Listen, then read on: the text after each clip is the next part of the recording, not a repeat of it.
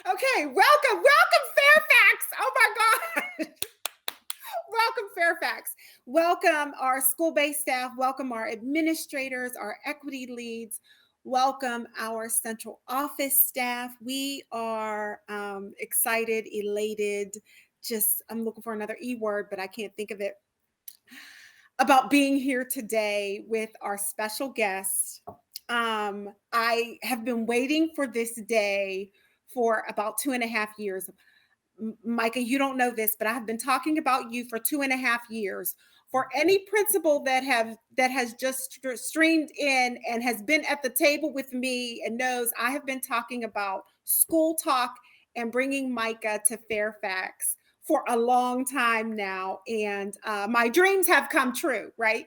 So here we are at a fireside chat to have a conversation with Micah and a panel of people that we can totally learn from this evening. I have my fire going. You can't see it, but it is going for the fireside chat so that I can be authentic.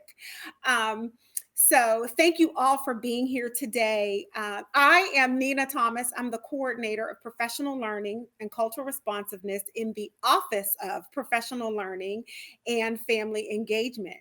And again, welcome everybody.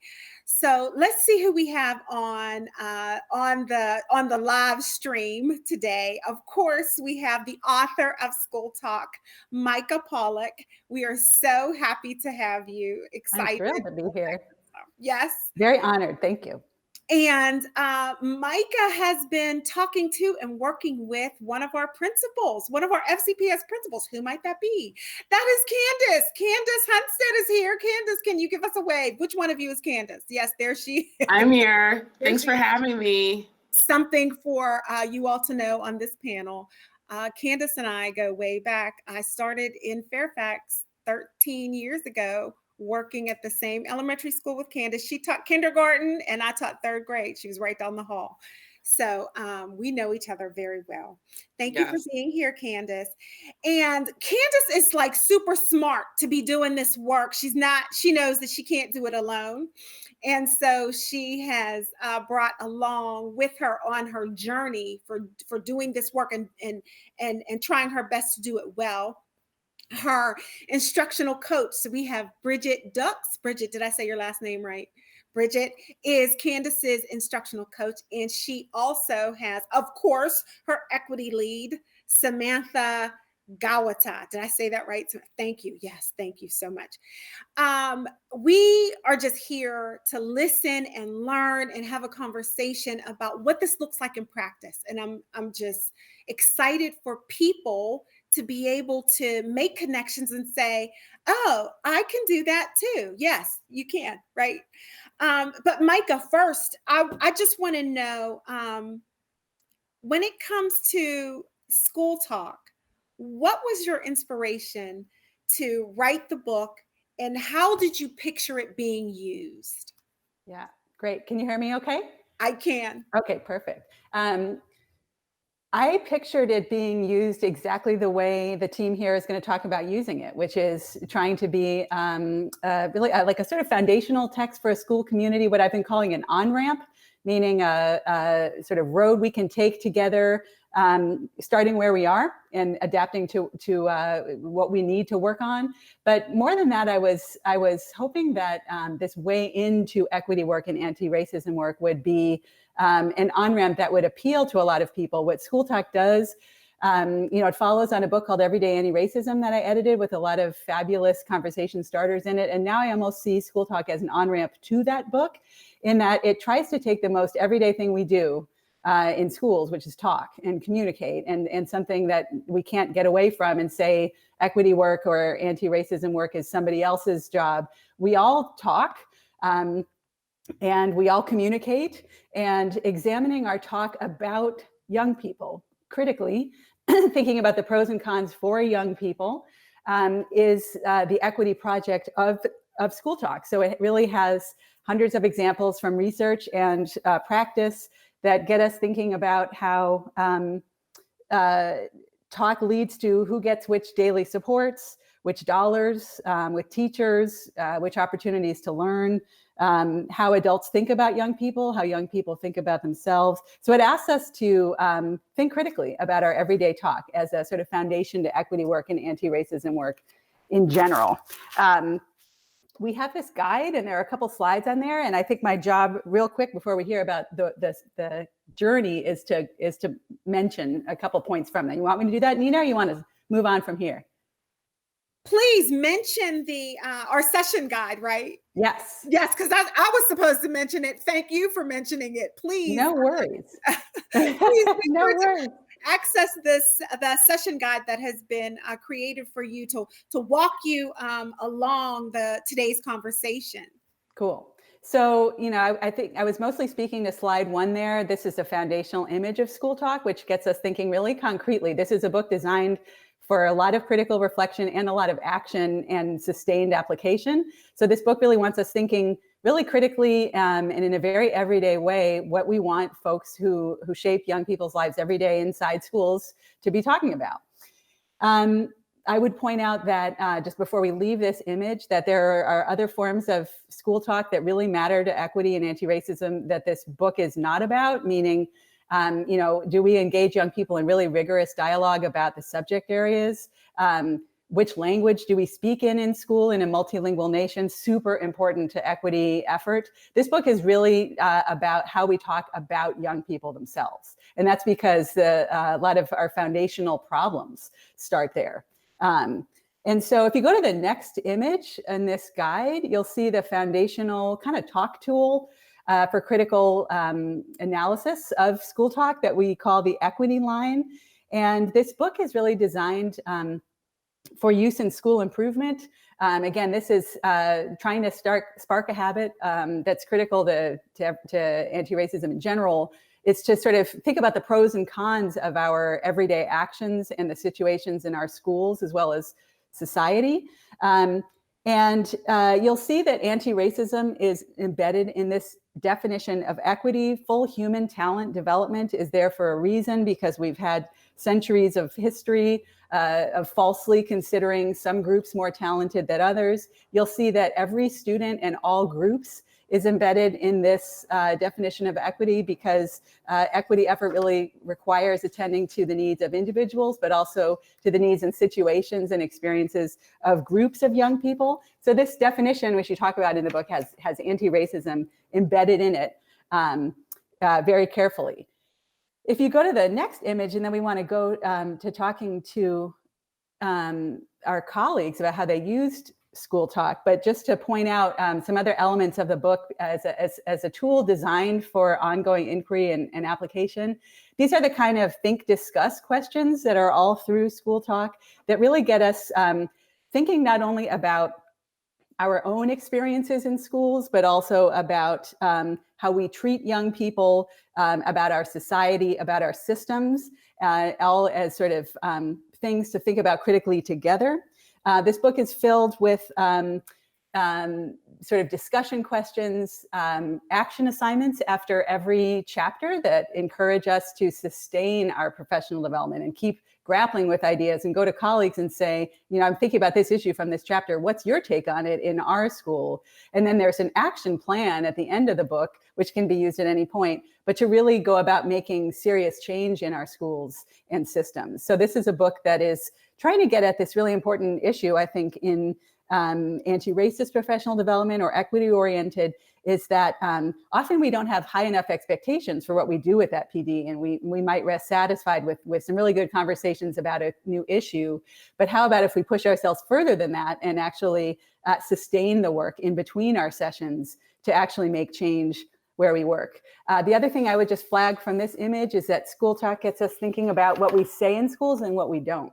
So it gets us thinking really critically about everyday comments made to young people, about young people in the teacher's lounge, in the hallway, in the classroom. But it also has us thinking about issues related to supporting young people that should be discussed in our schools and aren't. So the sort of what we say and what we don't thinking is very important to Schooltalk, and particularly this orientation to making change with redesigning our communications. in schools. So that's what I was hoping for from the book. And really excited to learn with our Fairhill colleagues today about how they've actually been using the book in PD, because making a book is one thing, using it is where the action really is. You are so right. And you just like hit me with like 5, 6, 7 mic drops. I'm trying to write down what you were saying. You said the book is the equity project.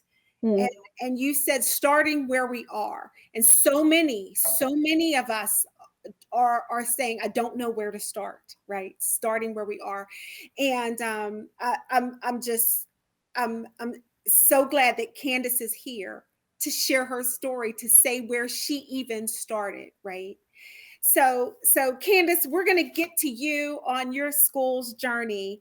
And I want you to feel free to open up about your journey as not just a principal, but a Black principal. You entered Fairhill as the first Black principal to Yes. come here, and understanding that this is not Black principal work.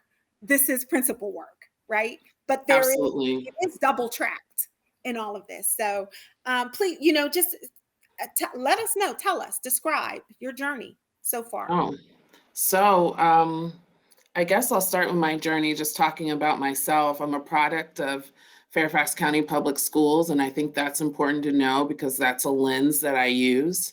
And so I grew up in Reston and in the South Lakes Pyramid, and now I still live in that pyramid. I'm a mother to 3 Fairfax County students. When I got to Fairhill, I was the only Black person in the building. Teacher, custodial, food service workers, anyone. I was the only Black person in the building. And Fairhill is a small community school. We have just under 600 students, and we have, I would say, about 26% ESOL, and our free and reduced rate is 28%. Our subgroup breakdown is white and Asian is our predominantly 2 major subgroups. And then it is our Hispanic students, our Black students, and then our families who speak Arabic. And so coming into that, I came into a culture that didn't necessarily look like me. And because of how long Fairhill's been around, it was very much steeped in tradition. So in the whole course of the school, there's only been 3 principals. I'm the 4th. So that's important to know. And they were very much tied to tradition and practices that we've always done. And on paper, when you looked at our SOL and our achievement scores, it looked like we were doing okay.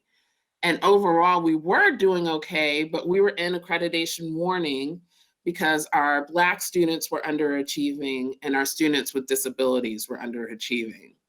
And I knew from looking at the data that I kind of had to hit the road, running and sprinting. And as Sam will tell you, that's something I said my first year is like, we got to sprint, like we're on fire.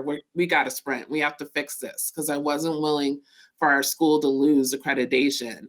And after looking at the data, holding listening conversations, observing what I saw in the classroom, talking to staff, talking to all the stakeholders, it was clear that we did have some equity work to do and some cultural responsive work to do.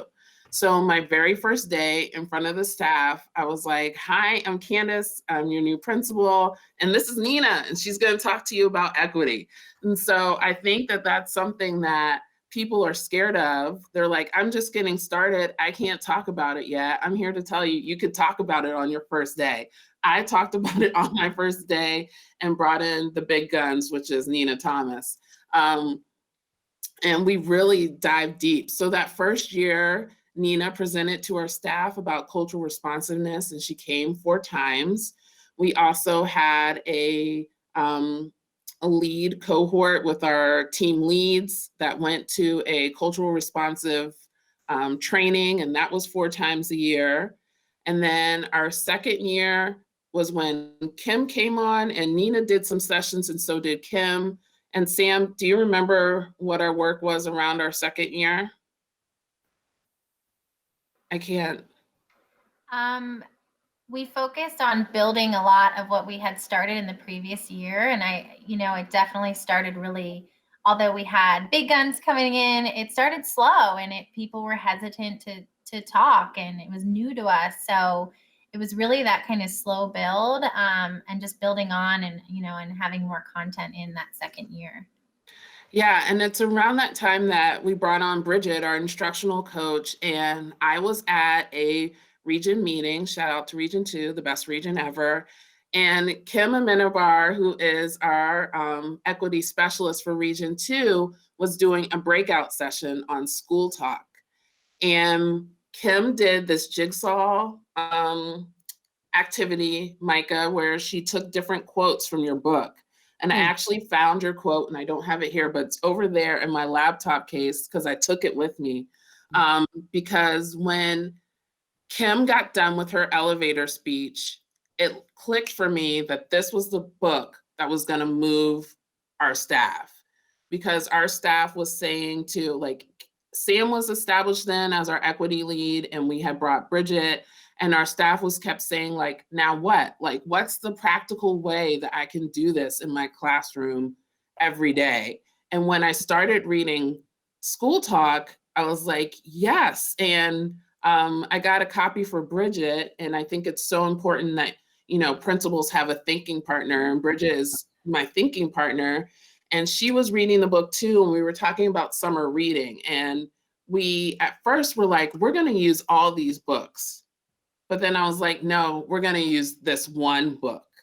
And so, Micah, your book just spoke to us so deeply that we decided that we were going to build our whole PD for our staff on Schooltalk in these everyday practical ways that teachers could just take stuff and apply it right then and there. And it was very, I think the word I'm looking for is like low cost. Like, teachers didn't feel scared to try the work and the suggestions that you have in the book. And I think that was important to them, that they didn't feel like they needed to be trained or provided a lot of support. They could take the stuff that you have in the book and really run with it. And I think that's where we are right now. Yeah, I'm really honored and excited to hear the sort of potential utility of the foundational, like let's take this on-ramp, let's do this together.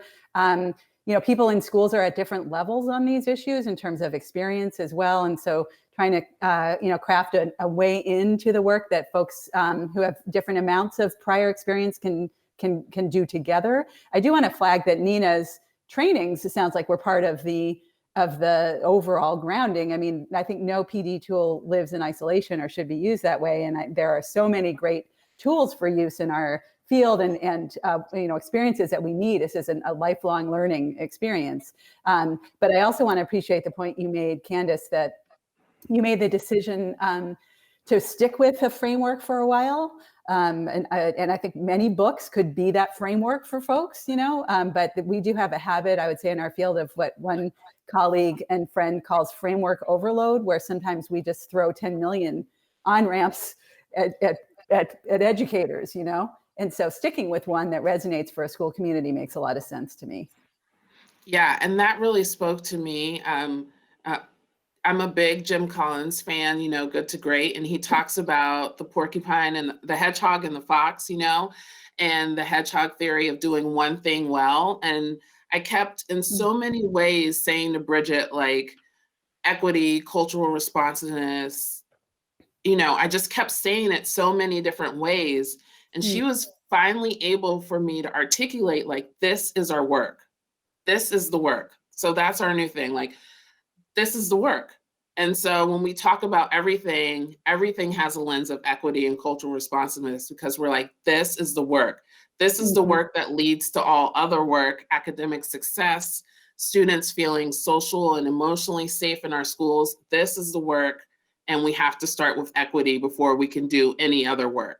And so that was really important, something that helped me with Schooltalk and our journey to really be able to articulate for myself, our staff, our students, and our community.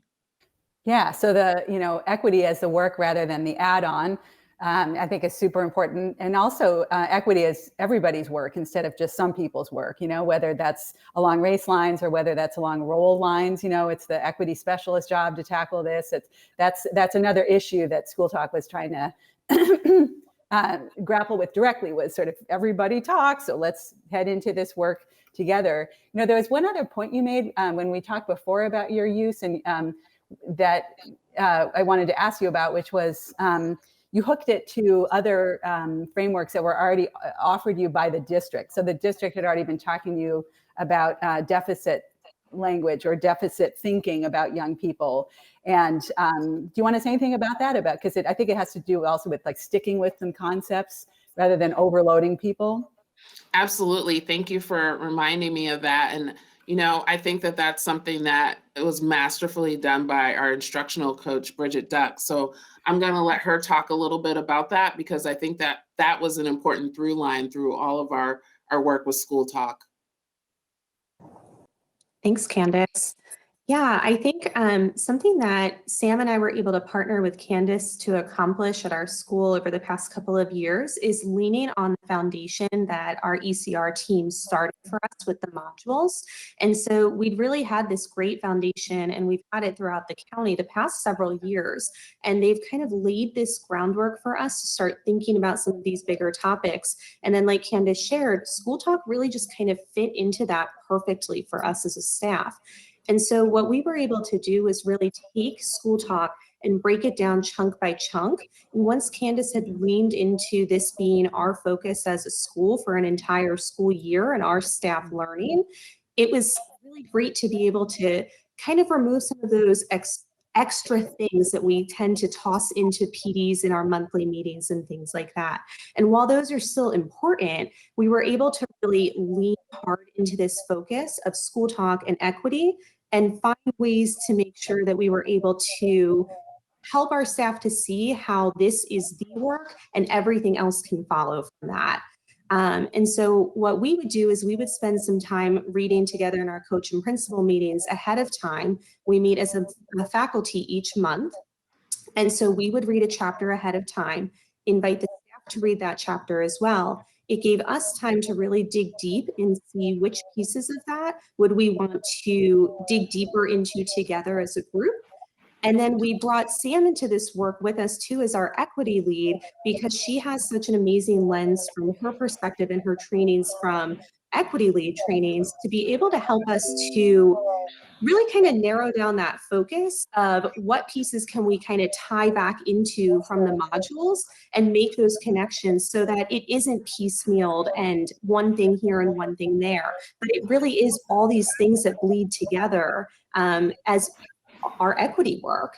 So that's kind of how we got started with everything like that.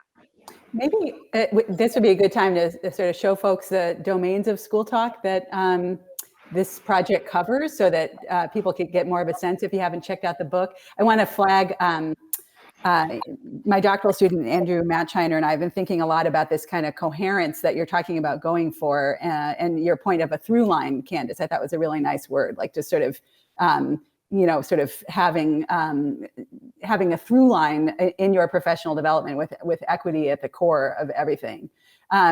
This is slide 4. If you want to check it out, you can see sort of going around in a circle are the 7 domains of Schooltalk that this book sort of wants us to think more critically about and in a sense worry about and try to improve. So group talk starts at the top, and that's chapter 1, and it really turns our attention to the pros and cons of labels in schools, the pros and cons of how those labels are used. So are we using labels that misrepresent a child? If that child's actually from El Salvador and we keep calling him Mexican, what does that do to a young person? What about when labels designed to help young people can have negative consequences in use to their opportunities to learn, special ed, English learner, but also this issue, or at risk, also this issue of that I've been thinking about for a couple decades now, actually, about when a refusal to label, particularly when we're talking about race, which I've called color muteness, a refusal to talk about race because maybe when that can be harmful. So we cannot, solve a racially disparate discipline pattern unless we talk about the racial aspects of that pattern. So we can really hurt the equity project if we refuse to talk with using labels as well. So the pros and cons is chapter 1. And I know that Fairhill, we can talk about later, I know you took some of this in chapter 1, went deeper into conversations about adults' identities as well, and also discussions of which books do we read in school and how that, can young people see themselves in text and their identities in text or not. Chapter 2 is inequality talk, and that gets into whether our talk in schools accurately describes the opportunities needed and had when we're talking about outcomes. And we have a lot of really reductive ways of talking in education, not just in K-12, I mean in higher ed too. We explain everything away as if kids just had grit, they would graduate from high school, and we mask real disparities in opportunity that plague our systems. And we need to be able to talk about opportunities present and absent if we're going to reach for equity at all. I've been worrying about the phrase all kids for several decades now, because on the one hand, it's so necessary to equity work. All kids deserve necessary opportunities. At the same time, we can mask a lot of more specific situations and needs if we just always talk about all kids in some giant aggregate.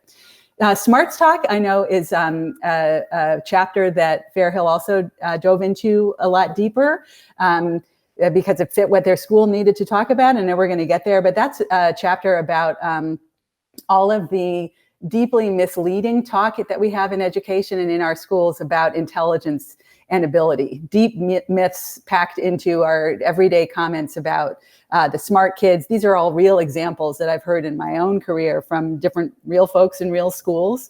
And Smarts Talk really affects who gets which opportunities to learn over time and young people's fates. Culture Talk is chapter 4. In that particular chapter, we wrestle with the form of culture talk that is kind of talk about other people's communities, that is often deeply underinformed and often said incredibly casually and can be incredibly harmful, especially because it not only missees communities, but blocks opportunities to learn from and with communities, because we rest satisfied with quick statements about culture X, somebody else's culture. Data Talk is chapter 5 of the book. And this gets to critically thinking about how we discuss student progress and achievement in our systems. We have a habit in schools of, turning very, skilled and competent and complicated young people into simple numbers, and missing talents young people have that never get described. And also just missing data and not being able to have a thorough conversation about young people's progress. So that is chapter 5. Chapter 6, Life Talk, gets us thinking about whether we make space in schools for discussions with young people about actual full everyday lives, or if we ask young people to leave most of their lives at the door. This is a theme of many of our core traditions in education as well, is making sure that schools are responsive and relevant to the actual lives of young people in our schools and our districts. And finally, Opportunity Talk is a chapter that puts our attention on whether our talk about opportunities in schools and systems includes everybody or leaves a lot of people in the dark about what opportunities are even available, which is a major barrier to equity work, and also to tapping the wisdom of all of the communities and what our various communities in our schools have to offer schools in terms of opportunity to learn. So that's slide 4. Slide 5, we're going to ask you as an exit ticket. I often ask this in real time if we were doing a longer PD together, because one of the points that often happens at this moment is people realize that all of these domains of school talk are of concern to them, even as some of them might be particularly of concern. So school talk is designed to it is designed to be read in order, but at the same time to be adaptable to specific needs in specific school communities.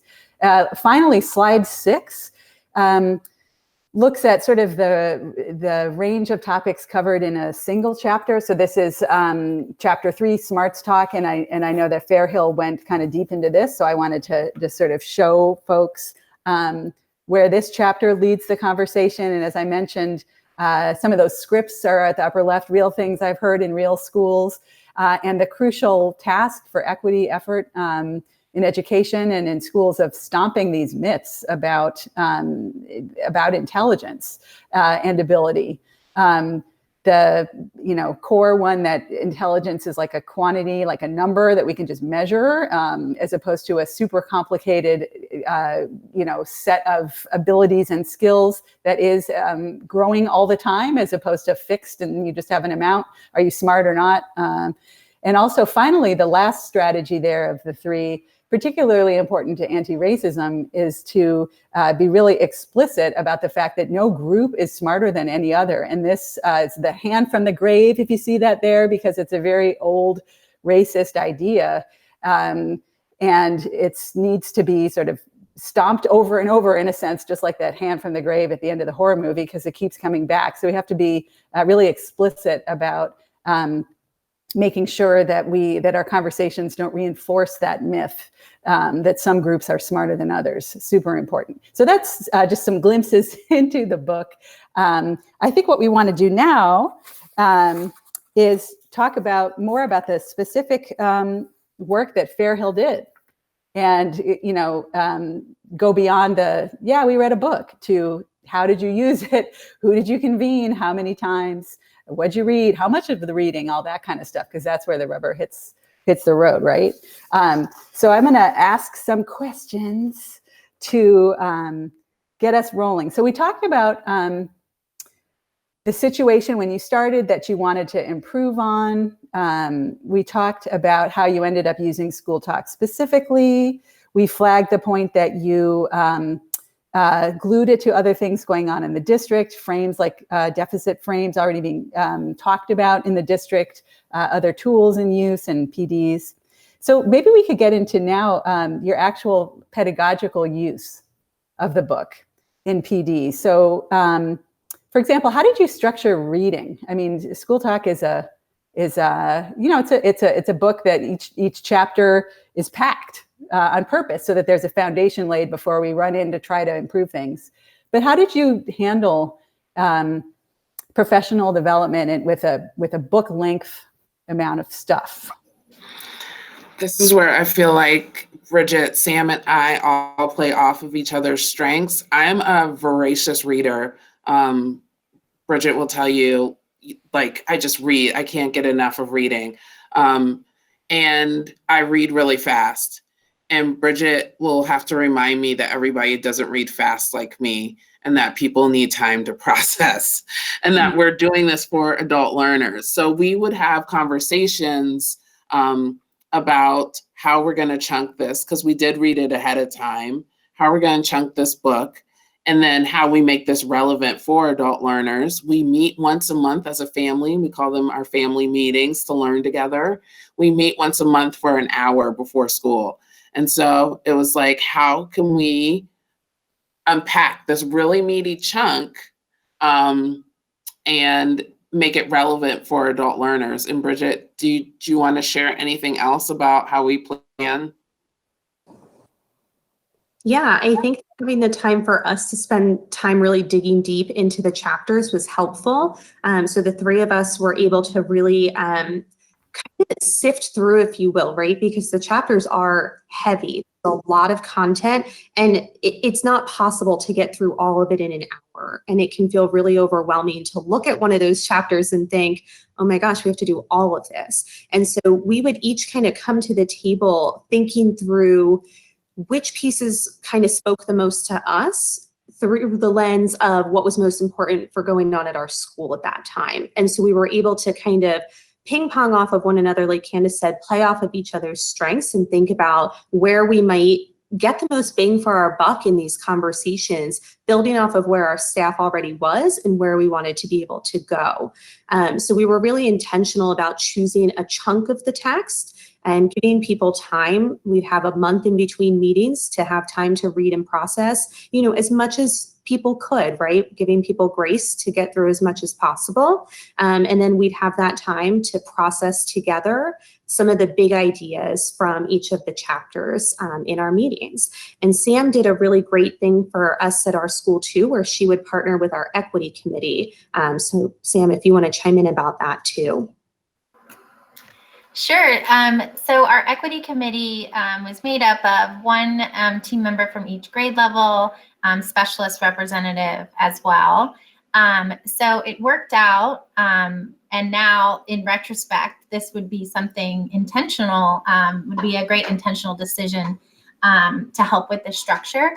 The equity committee met the week before the staff meeting.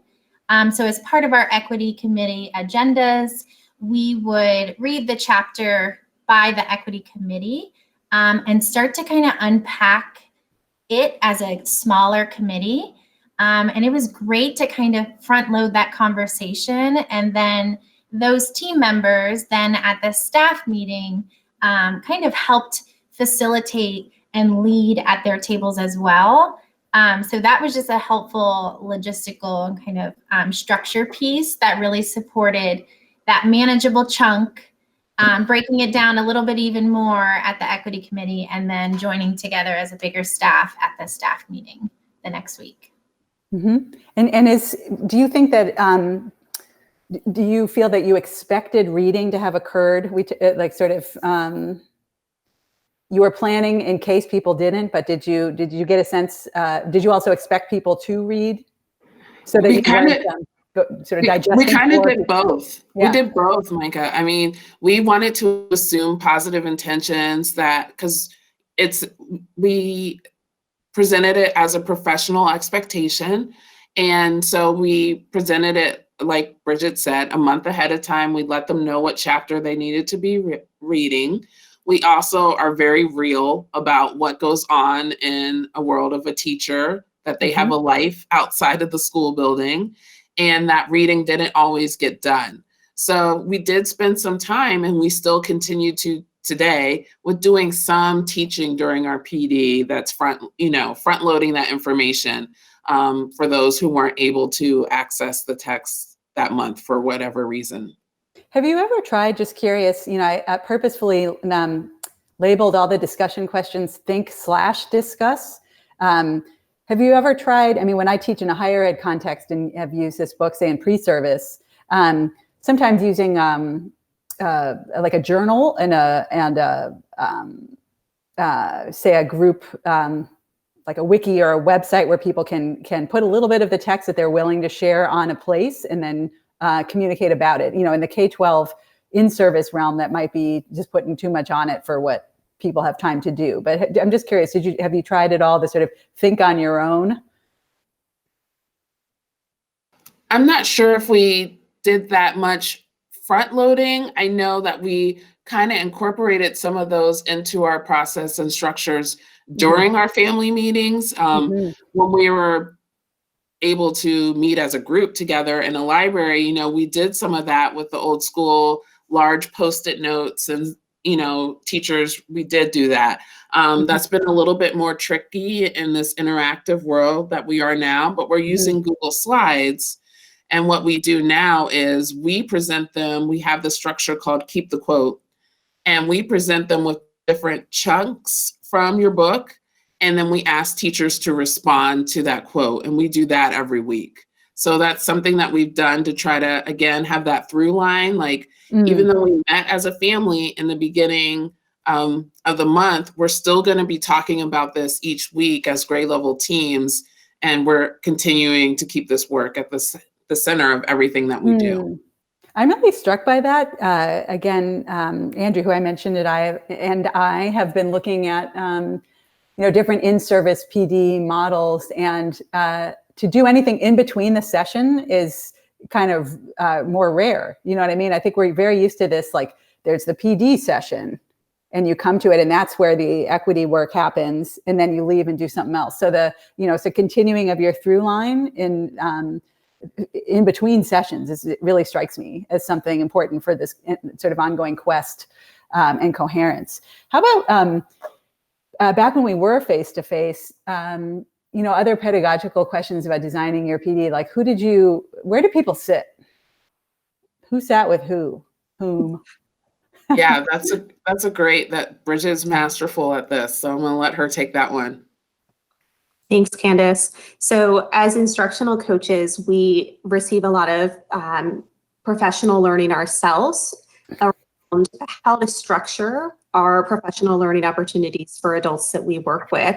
And one of the big takeaways I had from some learning that we did as a cohort was thinking about the safety of participants as they grow together over the course of a year. And so we started off at the beginning knowing that while we'd had some opportunities as a staff to come together around things like the modules, we've had lots of opportunities for connection and lots of opportunities for professional learning. This was really the first time that we were doing this in-house as a just Fairhill staff and family. And so we really wanted to take the time to build that level of safety and level of comfort. And so the first couple of times that we met, we would invite staff to sit wherever they felt comfortable. We invited them to make a name tag. We would have them put it back at the end of each time. And we'd ask them to go grab it and put it wherever they felt for probably the first 3 or 4 months that we met.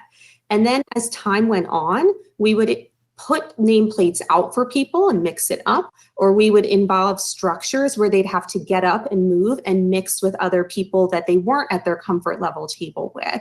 And so it was low risk at first. You're with that group that you feel safe and comfortable with. And then you might feel safe with other people on the staff, like you're comfortable with them, but that true safety of it's time to have these conversations around things that make us really uncomfortable, right? We need to know that we have that level of trust. And so by the time, I guess this time last March, when we were having some of our family meetings in person, we were able to invite staff to just completely get out of that comfort zone, sit with people across grade levels, across specialty areas, and talk with one another. And we had hoped to continue in that way, and life happened with the pandemic, but we've been able to keep going with that in the virtual environment too. Yeah, and I just want to add, there's something, Micah, there's something so special about Junena Thomas. When she came to our school, at like the first time she presented, my staff bought in, and it was Nina, like it was Nina. And so there was just like this level of trust that, we would just, it would be the same as it was when Nina was there. And when she wasn't there, they were like, when's Nina coming? When's Nina coming? But it was just because she was able to set the stage so well for our staff, and Sam can agree too. Like, she set the stage so well for our staff that our staff has been willing to be uncomfortable and have these conversations. That's fabulous. Nina, I thought you disappeared to go sit with that praise. I did. I think they, other themes I'm hearing as we go, I feel like we talk a certain amount in education now about the safe space versus the brave space. I'm really struck by, we don't want to, the idea of safety to turn into never having conversations we have to support young people, because, our deep learning can feel quite risky and can feel, again, this is a lifelong journey we're on, but there are a lot of learning moments that are not just like feeling super comfortable, because we're really challenging ourselves, right? But also, your sort of thoughtful way of also maybe, trying to build a brave space, but starting with some comfort mechanisms, where it was fine to have people sitting with folks they were initially comfortable with, but with this intention over time of as you said, Brigid, sort of pushing out of that comfort zone as well. And I think, we can also think about that, I think, in terms of topics, starting with topics that people can immediately glom onto, and then ones that might feel more difficult for them over time. And Schooltalk is kind of, I think chapter 1, for example, I designed it specifically with that in mind. I mean, so it's a chapter about labels that starts with thinking, asking people to think about labels in their own lives. And everybody can start to relate to that, being misseen, misdescribed, not fully known. Then we're talking about disability labels that many of us can relate to, related to, again, a sort of label designed to help us, maybe being used to hurt us or stigmatize us. Then we start moving into English learner labels. And then there's a really deep dive into race labels, their history. There's a Gallup through 600 years of history that gets us thinking about where race categories came from. Really deep ideas about how people got labeled as types of people. Where did the label white come from as a type of person who somehow deserved more over centuries of history? These are really crucial topics. And so the chapter is kind of designed to have everybody, when we get to anti-racism, sort of understand that it's part of the same project of ensuring that young people are supported as full human beings, equally valuable human beings, and not misseen and mistreated through our labeling processes, but where our conversations about our group experiences are invited, not just muted. So I think it's we have to grapple with these issues head on in schools and in education, and thinking together thoughtfully about how we set up our PD is really it's truly part of the work. Anything you want to add before I fire another question at you? Yeah, I do. You made me think of, since COVID and we moved into the virtual world, we were really committed to continuing with our family meetings in the same structure. And, there was a lot of noise going on, but we were still committed to having this hour a month where we were spending this time talking about this. And I'm so glad we did. But one of the structures that we put into place, that Brigid put into place, and Sam talks to our family about every month, is our safe and brave space agreements. And it's an activity that we do every month just to remind us and set the tone for our meeting. And it's the structure that we have in place. And I really think that sets the stage for us to have these uncomfortable conversations. So when we were talking about the death of George Floyd, and we met as a staff meeting, and we had these really raw conversations, or we were talking about the riots at the Capitol, and staff members were crying and raw, and how we were able to greet each other with empathy, whether or not we agreed with what the person was saying, was so powerful, Micah. I mean, I think that we have grown so much, and it really showed when we were having those conversations with each other. And I think all three of us are really proud of the work that we've done. So laying the groundwork through, sort of engaging in these topics means that as the trust grows in the school community, you're able to discuss the actual world we're in much more successfully, as opposed to, leave it at the door, which is something your students really want from you as well, right? And I think also it sounds like, maybe I feel strongly that there's a lot of foundational information we need to be able to have these conversations successfully. So that's why, Everyday Anti-Racism is filled with these fabulous sort of conversation starters from folks, colleagues all over the country. When I've taught that book, I felt that there were foundational information about race, about history that was not in everyday anti-racism. And so I put it into Schooltalk, so that Gallup through 600 years of history, a long discussion of race class inequality and how it's happened over time and what it looks like now. I think it's hard to just jump into a discussion about the contemporary version of it unless we've also thought about learn some foundational information together. And of course, a lot of folks come to the table already knowing it. But it's important to get a school community on the same page with some foundational info. So, another place I think we in our field need that foundational information is when we talk about intelligence. and ability, because there's so many, that's again, the topic of chapter 3, Smarts Talk.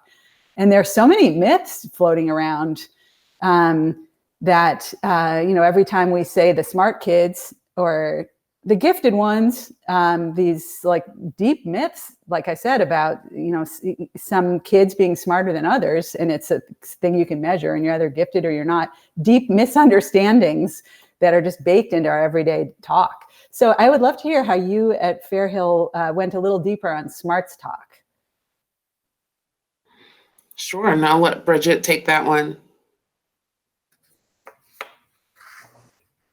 Yeah, so this is one of the months where we connected back to America to Me, one of the documentary series that we learned about, oh gosh, I don't know, Nina, how many years ago now at Summer Equity Symposium? 3 years ago, I think. And so it's something that we've really enjoyed doing, Sam and Candace and I, finding clips that really match up, Micah, with parts of the book that we're using. It brings to life what we're talking about in the text in a school, right? In a real life setting. And so we took a look at a student who is working with having a learning disability, and we watched him in one of his general education classes. So that was how we started. And then we were able to tie it back. Sam, I don't know if you remember this one, but we tied it back to actually putting what the teacher said and what the student said onto the equity lines. So Sam and I would take different clips, and we'd do different things each month. But for this one in particular, I remember this one,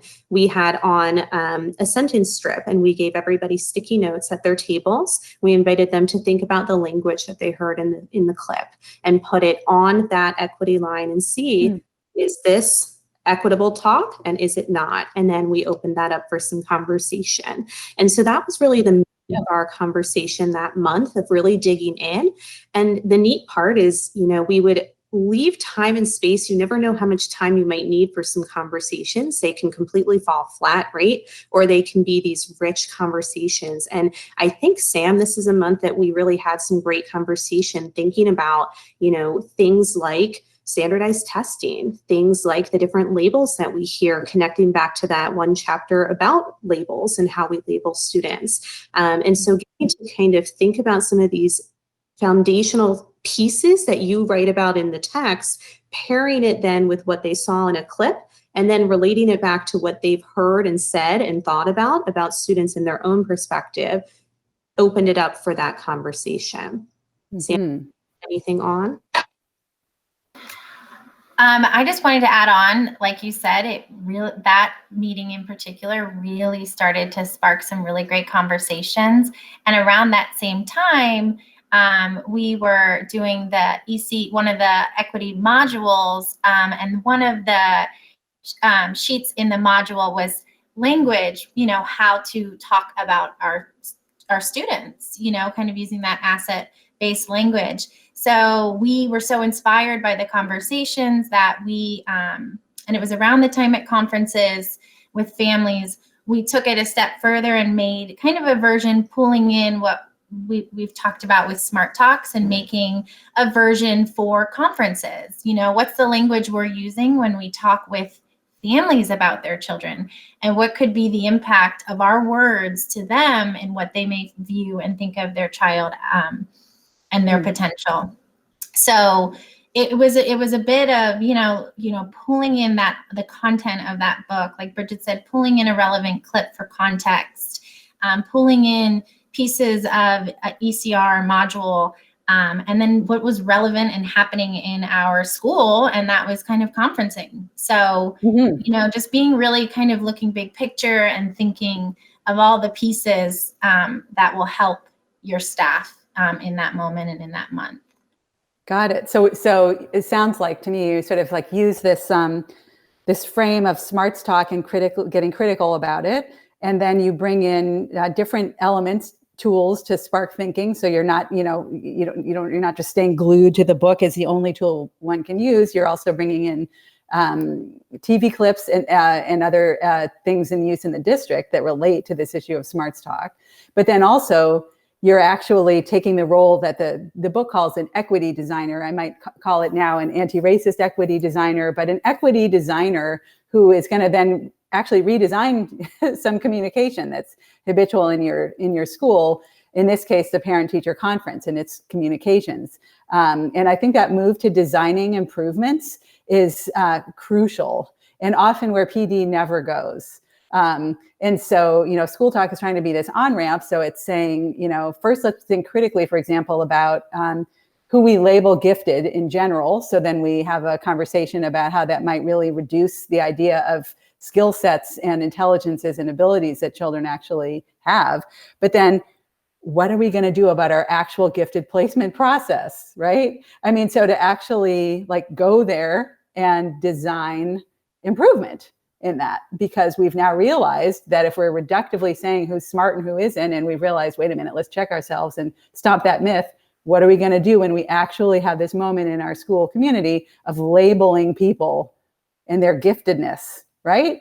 For class placement, what are we going to do? So it's that, keep going with this work that's really all about supporting the full human talent development of every student in all groups. It's our definition of equity in the book. I just love everything you just said. I mean, we are recording this, but I wish I had my own personal recording of what you just said, because that is so what we are grappling with as a district in our advanced academic, the gifted students and all of that. Yes, yes, yes, and yes. Fabulous. And so I see us, I see we have 3 minutes left. So I want to make sure Nina has a chance to close us out. But I see this as an ongoing, relationship, an ongoing process. I think to have a entire district try to, share a tool and see if a number of schools can find it useful is really exciting. I think to listen, as we just did today, to one school, try to go deeper with it and know that school is on itself an ongoing journey. I think having a school leader in the room as well. A lot of times we do PD where somebody from the outside comes in and gives it. I don't mean you, Nina. I mean somebody for hire from like me. Somebody from the outside comes in and whatever. And the school leader is nowhere to be found, and then there's no way that work will continue. So to have a leader right in the middle of designing use of tools for professional development, with the leads, instructional and equity at your building, but also knowing that this is. I know we've talked a little bit about heading toward grade level teams. Bringing everybody continuing, I should say, to bring everybody into the work, while you have district folks like Nina trying to see how you could bring people across schools to talk about what you're each doing. Really exciting. And I'm honored to have provided, some tool that you found helpful as you yourself continue to do this work. I think those are the main things I wanted to say as takeaways. I've named all the rest of them, I think, along the way.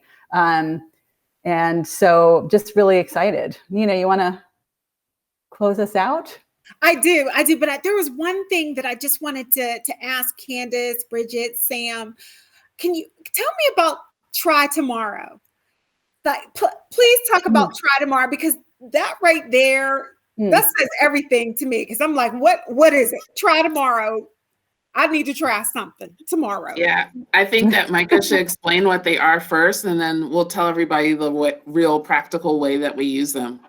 Yeah, sure. So this was something that we came up with actually in Everyday Anti-Racism, and it was pointing out that in any conversation, some people are thinking at the level of principle, like the big aha idea about anti-racism or equity. Some people are thinking at the level of strategy, like generally, what can I do in this kind of situation?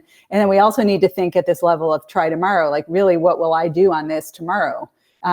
And that we need to be thinking at those three kind of levels of learning throughout. So a lot of the think, discuss questions or all of them almost in Schooltalk end with an invitation to, if you want, name a principle, strategy, or a try tomorrow, or all three. But the try tomorrow is trying to force our attention to this sustained application.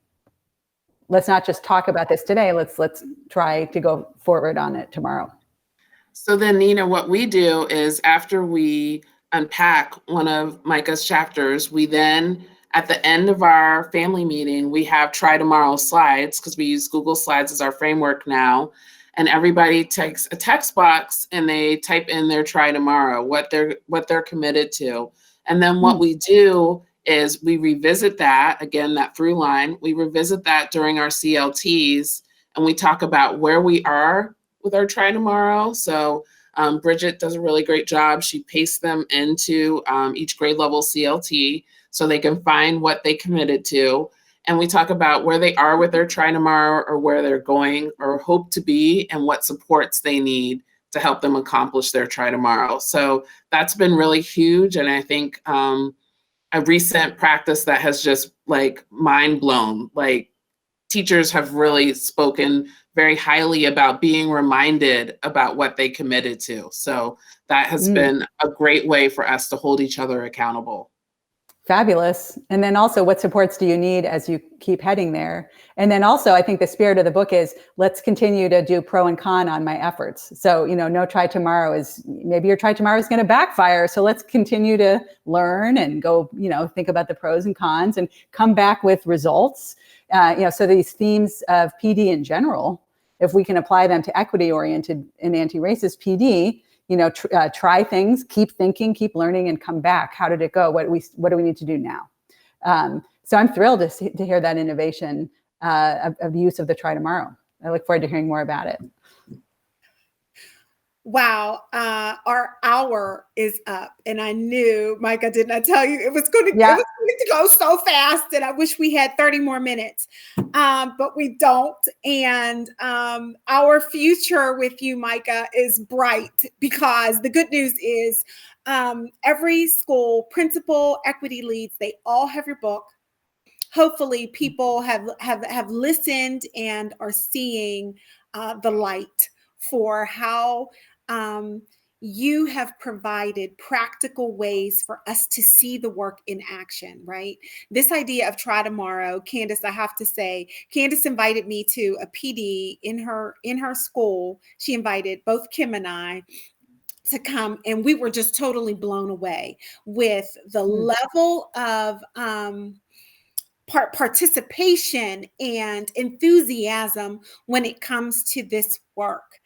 And the whole idea of just a simple try tomorrow was just, I knew right then and there, that's what many people just needed, something to try tomorrow to connect with, the work that they're doing every day. So I'm so thankful.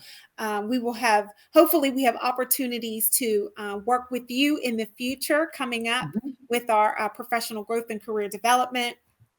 There's another guest that I forgot to mention that was invited to tonight's Fireside Chat, and those were our student equity ambassador leaders. We have 2 in every high school. So they have your book as well, and they have been invited to tonight's conversation. Another thing that I forgot to say is please tweet. We had so many opportunities and statements to be tweeted. So please feel free to tweet about tonight's Fireside Chat. And everybody that has this book, all of our schools, you will stay tuned to hear more about ways to connect with the work and how we're going to stay in touch and in tune to Schooltalk and Micah Pollock. Thank you all so much for being here tonight. Did I forget anything? Candace, Brigid, Sam, Micah, did I forget to say anything? The only thing to mention is that exit ticket on the session guide, if you wanted to guide people to that for a little try tomorrow of their own. Thank you. Try tomorrow with the exit ticket. Yes. Yes. Try tomorrow with the exit ticket. The session guide is linked at the top of the screen for you all to, if you didn't access the session guide, please go back and take a look. And you'll be able to connect everything that Micah said. Hopefully you took notes. But thank you so much. Thank you. Thank you. Thank you, Kim. I'm not going to thank you, Rich. Tonight was amazing. And hopefully maybe we can do it again. Yay. Okay. Thank you all. Thanks, everyone. Bye. Bye, everybody.